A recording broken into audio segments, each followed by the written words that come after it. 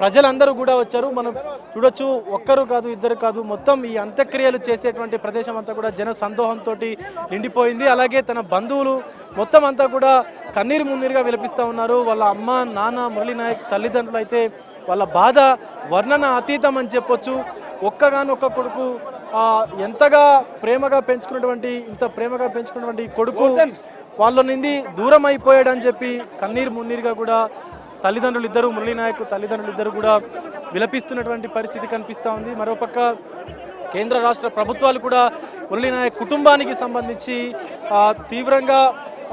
తీవ్ర సానుభూతిని తెలిపారు. అలాగే ప్రగాఢ సానుభూతిని తెలియజేస్తూ కూడా పెద్ద ఎత్తున సహాయం అందిస్తామంటూ కూడా తెలియజేశారు. రాష్ట్ర ప్రభుత్వం నుంచి సుమారుగా 50 లక్షల రూపాయలు అందిస్తాము, అలాగే పవన్ కళ్యాణ్ తన స్వతహాగా కూడా 25 లక్షల రూపాయలని అందిస్తానంటూ ఒక ప్రకటన అయితే విడుదల చేశారు. అలాగే మురళీ నాయక్ తండ్రికి కూడా తనకు సంబంధించి ఏదైతే తన అర్హతను బట్టి కూడా ఒక ప్రభుత్వ ఉద్యోగాన్ని కూడా కేటాయిస్తామంటూ కూడా చెప్పారు. అలాగే మనకు పోలీసులందరూ కూడా తనకి నివాళులు అర్పించేందుకు సెల్యూట్ చేసి నివాళులు అర్పించేందుకు రెడీగా ఉన్నారు.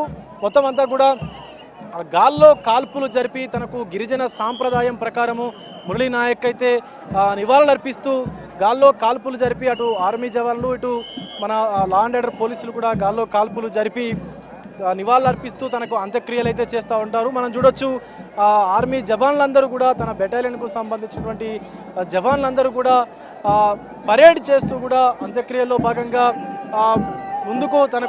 ముందుకు తీసుకువస్తూ ఉన్నారు.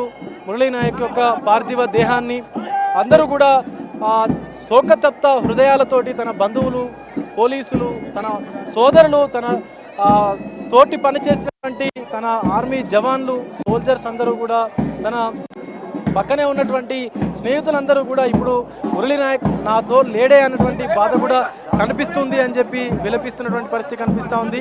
మనం ఒక్కసారి విజువల్స్లో చూడొచ్చు, మురళీ నాయక్ పార్థివ దేహాన్ని కూడా తీసుకువస్తూ ఉన్నారు.